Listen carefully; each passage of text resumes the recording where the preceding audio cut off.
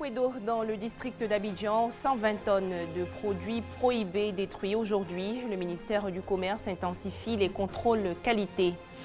Toujours en Côte d'Ivoire, des mesures préventives avant l'arrivée des grosses pluies. La ministre de la Salubrité urbaine et de l'Assainissement, Anne-Désirée Ouloto, visite les communes de Marcory et Koumassi. Enfin, la Grande-Bretagne va aider la France dans la gestion de la crise migratoire à Calais.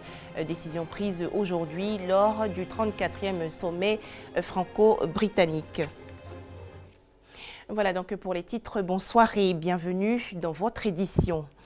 C'est donc une importante quantité de produits prohibés qui a été détruite aujourd'hui à la décharge d'Akwedo. Il s'agit d'environ 120 tonnes de denrées périmées, à savoir des boîtes de conserve, du lait et des boissons faites de jus. Ces articles ont été saisis sur les marchés d'Abidjan par le ministère du Commerce. Cette opération veut ainsi garantir la sécurité sanitaire et économique des populations. Serge Koléa et Christelle Hunda. 120 tonnes de produits prohibés et périmés estimés à environ 350 millions de francs CFA détruits à la décharge d'Akwedo. Ce sont des produits alimentaires saisis dans plusieurs marchés du district d'Abidjan. Le ministère du Commerce entend ainsi montrer sa détermination à lutter contre la contrebande, un phénomène qui menace la santé des populations et qui met à mal l'économie nationale. À tous ceux qui font la contrebande et la contrefaçon, le ministère reste attentif à tout ça, vigilant à tout ça. Désormais, de façon très ferme, cette pratique-là sera combattue. Mais également envoyer un signal fort aux consommateurs, aux populations, pour leur montrer que l'État de Côte d'Ivoire travaille à les protéger, à protéger leur consommation et à faire en sorte que la consommation qui leur est offerte soit de qualité, même dans la quantité. Pour le représentant du ministre du Commerce, il s'agit de protéger la santé des populations. Cette action de destruction est la deuxième du genre pour l'année 2016, après l'incinération de plusieurs tonnes de produits à Divo. D'autres actions d'envergure sont prévues. Autre actualité, bientôt la saison des pluies en Côte d'Ivoire. Alors, comment gérer cette période et prévenir les éventuels risques de catastrophe? La ministre de la Salubrité urbaine et de l'Assainissement a visité aujourd'hui 2 communes. Anne-Désirée Ouloto s'est imprégnée des problèmes de Marcory et de Koumassi. Les explications de Alexis Ouedraogo dans nos prochaines éditions.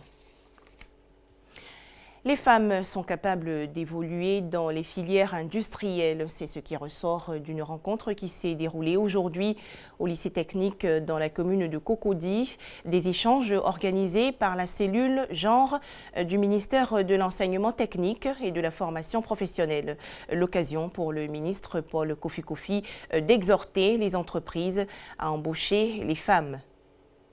L'imprimerie, la maçonnerie, la menuiserie sont entre autres des filières industrielles porteuses de revenus. Pourtant, peu de filles optent pour ces métiers. Et celles qui s'y intéressent sont le plus souvent mal récompensées car difficile de trouver un emploi. Généralement, on a tendance à minimiser les femmes. On se dit qu'elles ne tiennent pas dans ces métiers-là.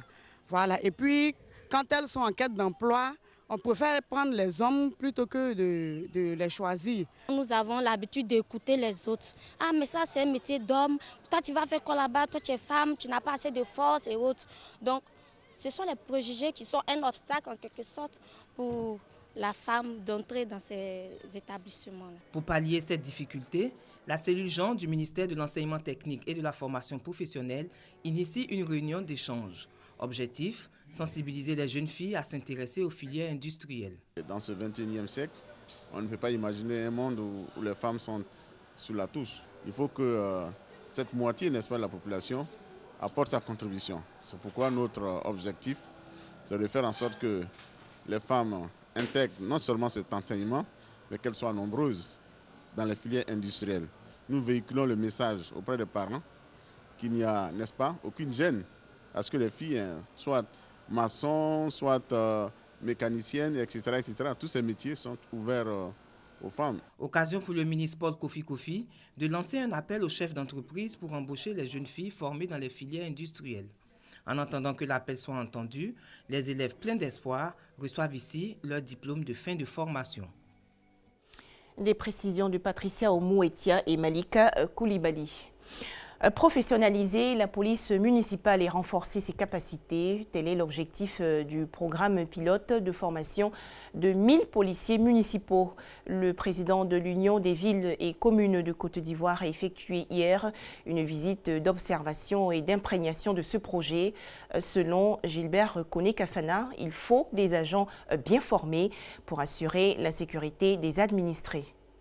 La mission de la police municipale est entre autres de veiller à la sécurité et à la sûreté des personnes et des biens, mais aussi de veiller sur l'hygiène et la salubrité dans les quartiers des communes. Cette mission n'est pas toujours perceptible selon les populations. Je n'ai pas encore vu un agent de la police municipale interpeller un individu qui a jeté un bout de papier. On a besoin sans doute d'une formation. Une formation pour les policiers municipaux. Les responsables de l'École nationale de la police municipale, ENPM, l'ont compris. Ils initient donc en partenariat avec le Fonds de développement de la formation professionnelle FDFP une formation théorique et pratique à l'endroit de 1000 agents de la police municipale des communes du district d'Abidjan et de Grand Bassam. Lors de cette formation, les policiers municipaux vont apprendre leur rôle et leur métier, les règles juridiques qui donnent les contours de leur travail. Nous ne maîtrisons même pas nos droits, comment aller sur le terrain, comment faire, nous ne connaissons pas ça. Aujourd'hui, cette formation nous amène beaucoup de choses. Pour se rendre compte de l'effectivité du démarrage de la formation des agents de la police municipale, le président de l'Union des villes et communes de Côte d'Ivoire, Uvikossi, s'est rendu dans les locaux de l'École nationale de police municipale. Avoir des policiers municipaux bien formés, qui sachent comment agir, pourquoi ils agissent, pour qui ils travaillent, quelle est l'attitude à adopter à l'égard des populations, c'est extrêmement important. 2 mois. C'est le temps que va durer cette formation débutée il y a 2 semaines. Elle s'étendra les jours à venir aux agents de la police municipale de l'intérieur du pays. Avant sa visite dans les salles, le président de l'UVICOSI était sur le site d'entraînement tactique pour le salut aux couleurs.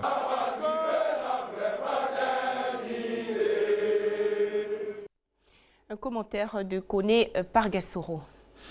Autonomiser les femmes est important pour le développement du pays. La Fondation Adjaratou Demain s'est ainsi engagée dans ce combat. Cette organisation non gouvernementale a octroyé récemment un financement à 200 femmes dans la commune de Koumassi. Créée en 2013, la Fondation Adjaratou Demain a financé plus de 1000 femmes à ce jour. Mère de 7 enfants, Maïmouna Banouro est commerçante dans la commune de Koumassi. En 2013, elle obtient un soutien financier de l'ONG Adjaratou Demain pour entreprendre une activité commerciale.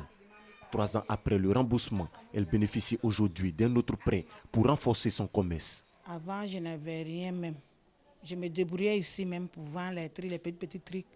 C'est une femme qui m'a vue, qui dit « Ah, vraiment, nous les femmes, on est là, on a une association pour aider les femmes. Tu vas venir travailler avec nous un peu, et puis tu vas voir comment ça va donner. » J'ai dit oui. Ils m'ont donné 300 000. Quand j'ai eu l'argent net, je suis parti à Djamé pour aller prendre pain.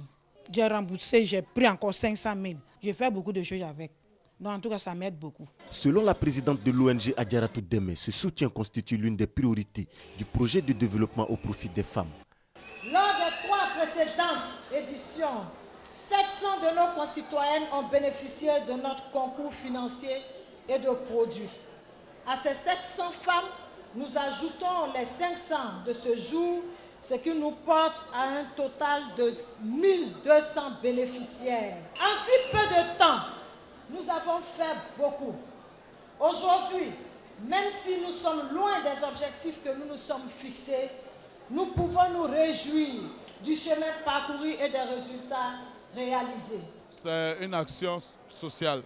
Notre souci aujourd'hui, c'est de voir ce que nous pouvons apporter à nos populations qui ont beaucoup d'attentes et de défis.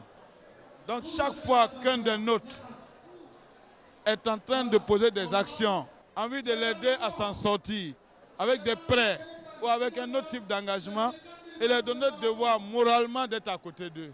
Comme Maïmouna, 170 femmes de la commune de Koumassi regroupées en association bénéficient de ce projet social Adjaratou Demain, d'un montant global de 40 millions de francs CFA.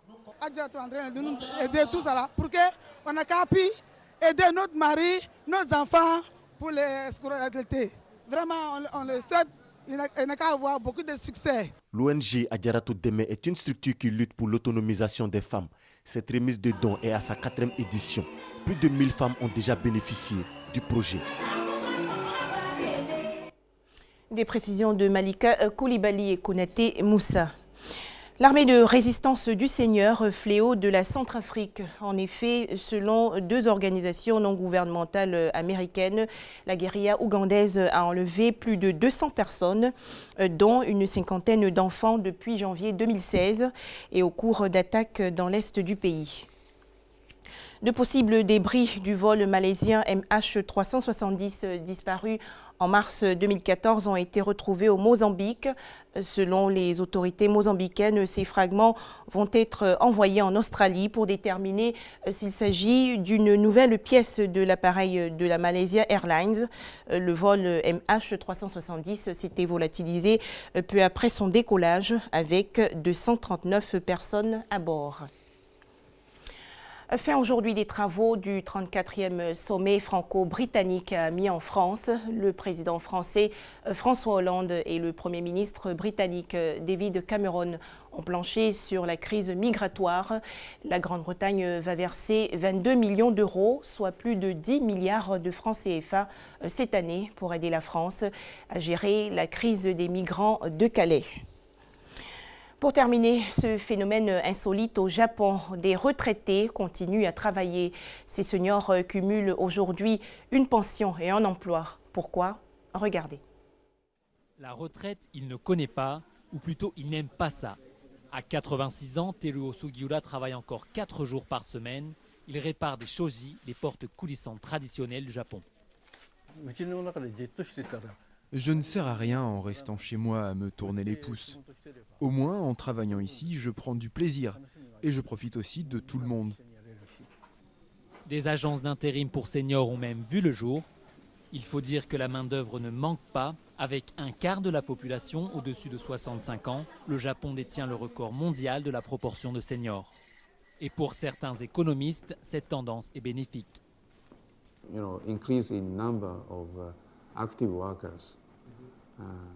Augmenter le nombre de travailleurs actifs, c'est augmenter le nombre de consommateurs actifs. Ce qui est donc un moteur de croissance économique, aussi bien en termes d'offres que de demandes.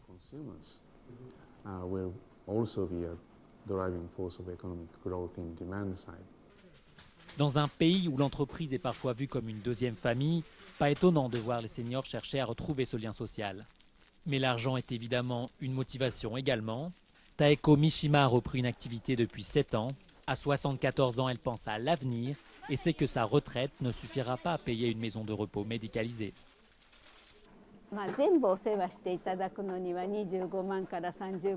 Ça coûte entre 2000 et 2500 euros par mois pour une prise en charge globale, ce qui n'est pas du tout gérable avec ma seule retraite. Je mets donc de côté ce que je gagne ici, en prévision. Des prévisions, le gouvernement japonais en fait aussi. Pour prendre en compte la longévité des Japonais, il va reculer l'âge de la retraite à 62 ans en avril prochain, avec l'objectif de le passer à 65 ans d'ici 2025. Voilà, merci de toujours suivre RTI2 et merci de nous rester fidèles.